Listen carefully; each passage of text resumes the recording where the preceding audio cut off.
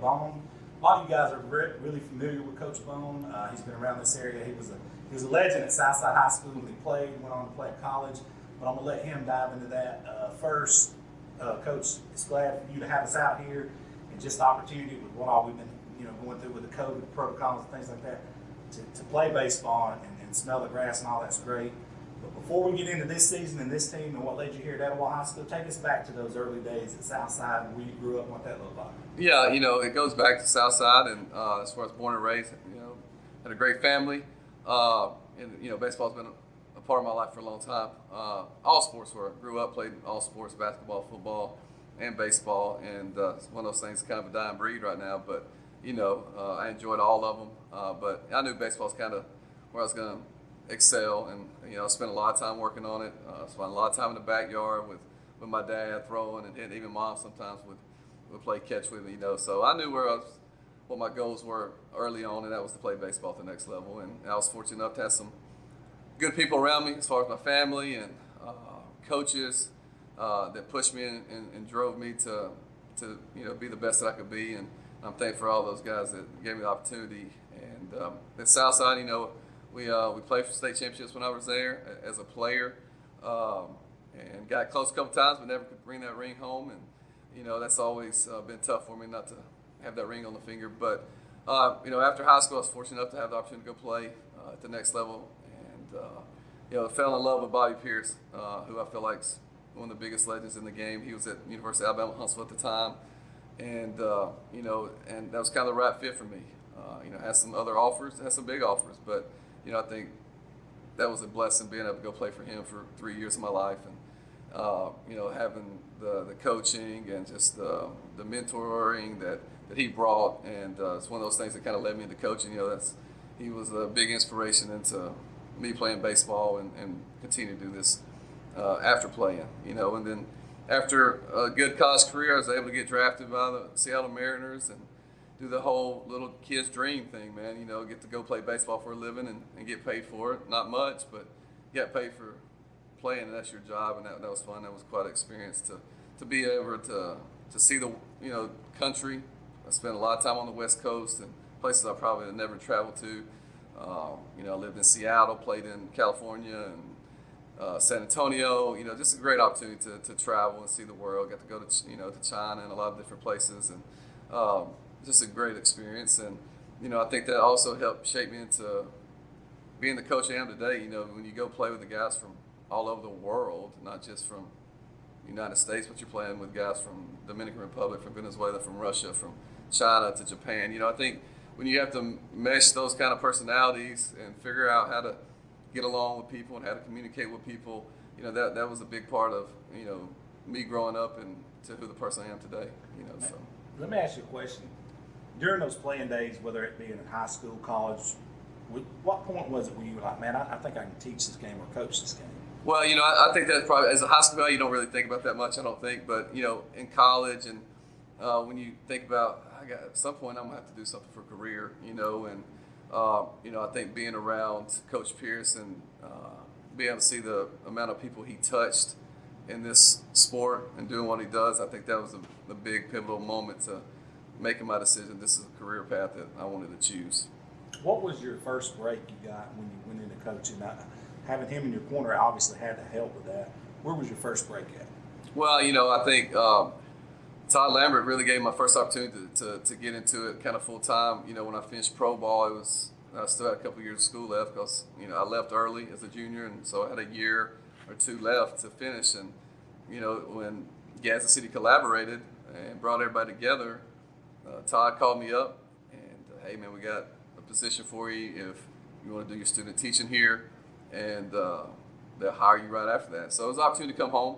I never really imagined coming home. I lived in a lot of big cities and loved it, but you get the opportunity and your family's still here, and it was a good opportunity to come in and be assistant coach right away and learn from a guy who coached me, and has been doing it for a little bit, coached in college, and and then from there, Southside came open the next year, and that was kind of the break I was looking for. Getting, everybody, I think, you're getting a coach to be a head coach, and that opportunity came along pretty quick, and I was fortunate enough to land that position and stayed 11 years there, and we had a lot of success and had coached a lot of good players and had a lot of good coaches around me, and so it was a learning process, and you still try to learn as a coach year to year, but that was kind of the opportunity that was laid in front of me. I know you were still young when all that occurred, and you went back home. I mean, Southside's home. And what was that like opening day when you walk out there and you're the head coach of Southside High School? Yeah, it's kind of crazy to think about. Not too long before that, 8 to 10 years before that, I was playing out there. But it was a blessing, to walk on the field and and play the same field or coach on the same field that I played on. That was special, and you realize that as you get into the playoffs and you get the crowds there, and it's kind of an electric atmosphere, and the rivalries, with us and Etowah, and at that time, it was special. In those days when you looked across that field and that other dugout, and you seen Larry Foster and say, this is the actual field that we're at right now, filming this, what was your initial thoughts? I know there had to be a ton of respect, but also, you wanted to beat his face off each time you play. Yeah, absolutely. Larry was a legend. Larry was very instrumental in my career. I came over here just about every Sunday from probably 12 up, even through high school, and hit with him. He was a major influence on my career, and I was very appreciative of what he would give to me, even when I played across town. He didn't not once turn me down to come over here to give me some lessons, to talk hitting or whatever it was. He was always open door and welcome that. And I appreciate that. But it is different when you're grown, and then you look over there and that's the guy that you looked up to for many years growing up, and you respect what he's done for this program and what he built. And but as a competitor, yeah, you definitely wanted to take it to him. That was a great rivalry that we had. They had some really good teams. We had some really good teams, and I can remember. I don't remember what year exactly, but 2012, 13, somewhere there.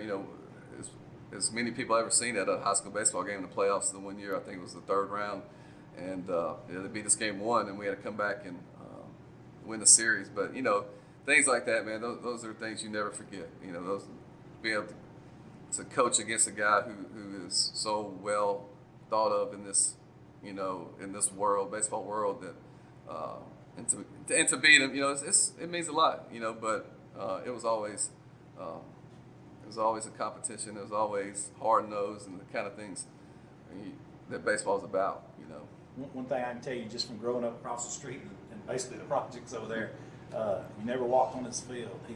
He treated this like it was his baby, and as I walked up today, I see the renovations, and it still looks beautiful, man. Talk about that, how you took the ball with that. I can look at this field and tell you guys still take very great care of it. Well, we're very fortunate, man. The city and our superintendent and the Board of Education really took the initiative to get this place where we felt like it needed to go, and they invested a lot of money into it to redo it, and it looks beautiful. It looks great, and we take pride in that, and I think that's special for these kids to have a home field that can be proud of, that they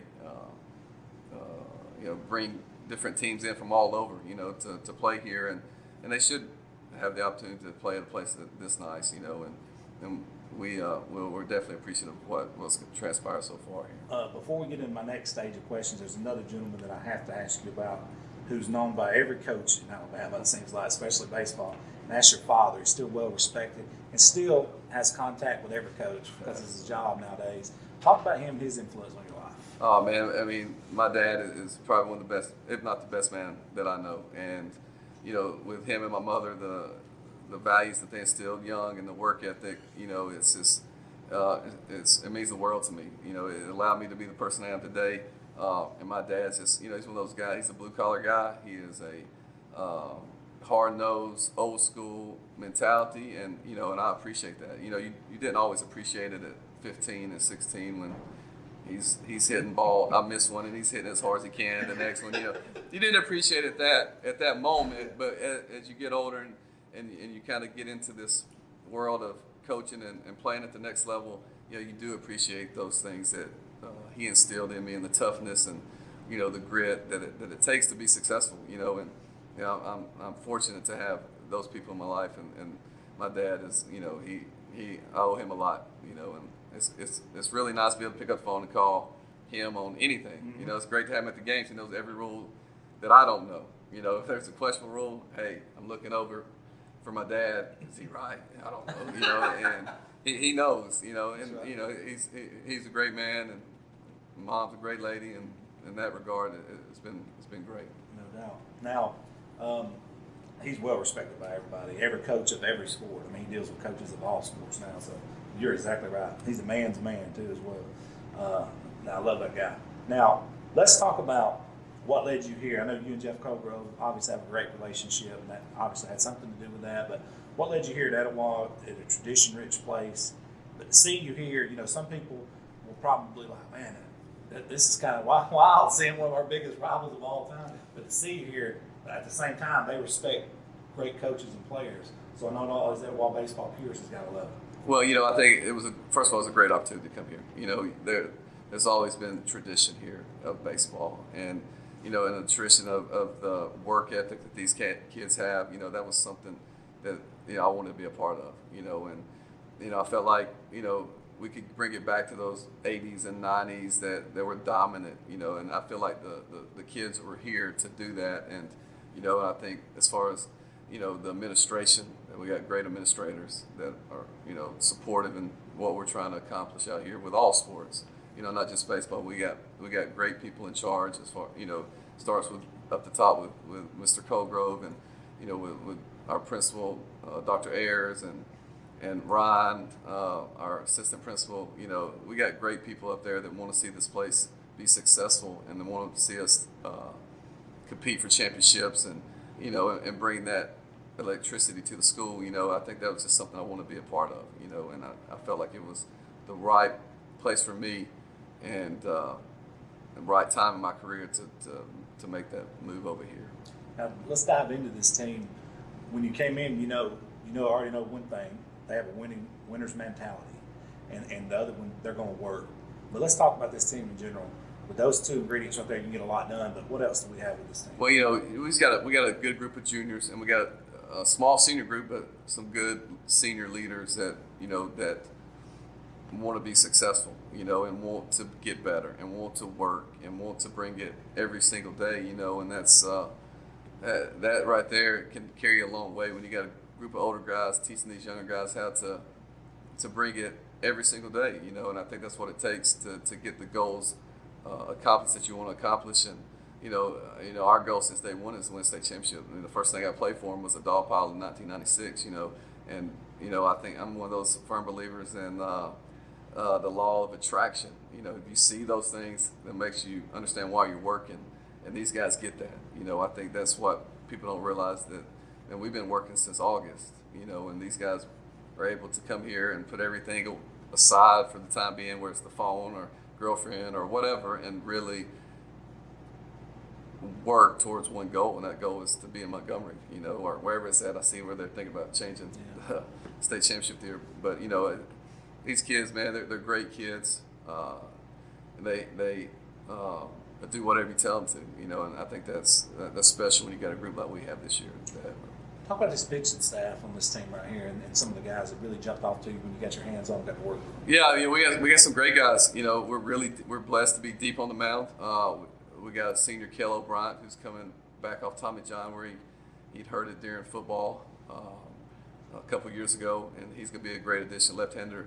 And then we got Kayla Freeman, who's another left-hander who is going to be a mid-80s lefty who can spin a breaking ball really well, and guys like Blaze Gearhart, who's he's a legit number one guy as a sophomore. He's going to be upper 80s and can pitch and can compete. And we got some guys, Justin Peterson and Trace. I just went blank. You have to edit that. No, you did. Trace Thompson. Trace Thompson. Trace has made tremendous strides on the mound. His arm, obviously, from I think throwing the football around a lot this fall, has really got stronger, and I think he's going to be a big asset to us on the mound. And Ben Lovell is another guy, another right-hander is going to do really good things. So, and there's others. We got a big staff with a lot of expectations, and once you get to playoff baseball, pitching usually dominates at the high school level, at any level really. But it's very important to have those guys that can get outs. Who are some of the guys at the plate that we should be looking forward to this year? The guys you can just take a look at and say that's a dude. Oh yeah, guys like Kayla Freeman, who he's got that combination of power and speed. He's a legit 6'5" runner, and can hit the ball out of the park at any time. And Trace has really improved offensively. Briggs, Kayla's brother, is another guy in the lineup that's a threat to hit it out of the park at any time. And we got several of those guys, and we got some guys at the top that can really run. Hunter Humphreys, who's my stepson, transferred over from Southside, and he's a huge addition to us defensively and offensively. And Caleb Smith's a senior, who he's a 6'8" runner, so we got some of those things. What I like about this team, we can kind of do a little bit of everything. We can really run at the top end. Andrew Pierce, who's a great athlete, can really run, and we got several of those guys. So we can pitch a little bit, we can run a little bit, and we can hit the ball out of the park, which is rare. But we got a lot of guys that I think can get the job done. Versatility. Yeah, absolutely. Let's talk about the gloves. Who are some of these guys? Oh man, and some of those same guys. I think in the middle we're solid with Hunter Humphreys and Caleb Smith. Those are two guys, senior and junior, who's played this game. All of them played a lot of baseball, and they got great hands. And Blaze, Gearhart, and Pierce on the corner, third base, and we got working Trace at first a lot. And Trace's hands are just, as good as I've seen at first base. I'm not sure I've seen him miss a pick, yet. In our workouts or whatever. And we can go get in the outfield. Caleb, like I told you, can really run, and there's some other guys out there that can get the job done too. So, I like where we're at right now, but there's a lot of work to be done, and we're looking forward to definitely a fun season. I got two more questions, and we're going to shut it down. First question is, what is your main concern? It's something that you got to get on top of right now, something that you're looking for, like right out of the gate, leading up to opening day, that you got to get done? Well, I just think it's just getting these guys, when you're new, when you bring a new staff in, some new, some old, and then you bring new terminology in, and new everything. That's tough on them. They're learning a lot of different things as far as verbiage goes and expectations, and I think once they get comfortable and don't have to think as much, is probably what I'm looking for us to really have to get better at as we get closer to the season. Whether it be Montgomery or wherever this season ends, if you look back and say, if we did this as a team, I think we've had a successful season. What is that? Well, I think the only goals these guys have is win state championship. I think that's their mindset, and I don't think they want to settle for anything less, and that's come through their work ethic and their focus to maintain that and trust in the process, and I think that's where they want to go. That's awesome. Blake, I appreciate you taking time out. Yeah. I know you guys stay busy year round. Today's no different. I appreciate you, I really do. Thank you so much. Man, I appreciate you guys coming out, and I look forward to seeing you again. Hey, we're gonna get some of our big guns out here with our new cameras. We got you hooked up, brother. That'd be great. Thank you so much. Thank you.